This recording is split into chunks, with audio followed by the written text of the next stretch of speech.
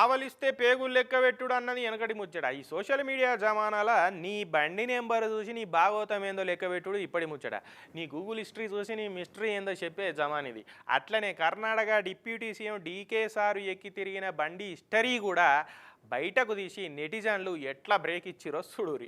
అక్కడ చైనోళ్ళు జపానోళ్ళు ఏవేవో కానీ పెడుతుంటే మన ఇండియన్ నెటిజన్లు కొంతమంది చూడురి. కర్ణాటక డిప్యూటీ సీఎం సారెక్కి తిరిగిన బండి మీద 18,500 రూపాయల చలాన్లు ఉన్నాయని టాప్ సీక్రెట్ను కనిపెట్టిరు. నిన్న కర్ణాటక డిప్యూటీ సీఎం డీకే సారు బెంగళూరులో కొత్తగా కట్టిన ఫ్లైఓవర్ను ఓపెనింగ్ చేస్తానికి పోయిండు.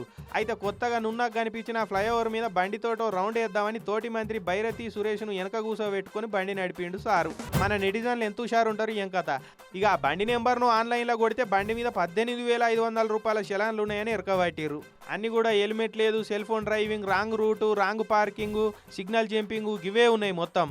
ఇక ఆ ఫోటోలు స్క్రీన్ షాట్లు పెట్టి shame shame puppy shame tom tom tom అని పోస్టులు పెట్టి సోషల్ మీడియాలో ఎక్కిరియబట్టిరు.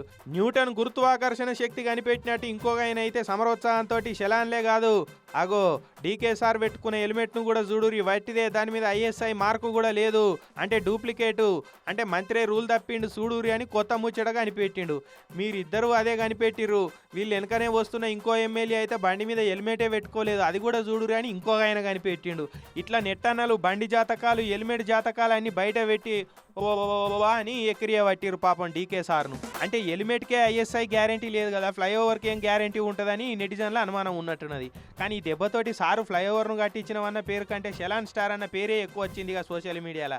ఇప్పటి నుంచి సార్ ఎక్కడికన్నా పోయినప్పుడు ఎవరన్నా బండి ఎక్కి నడపమంటే ముందుగా దాని మీద షెలాన్లు ఉన్నాయా అని ఆన్లైన్లో కొట్టి చూసినాకనే బండి ఎక్కుతుండవచ్చు.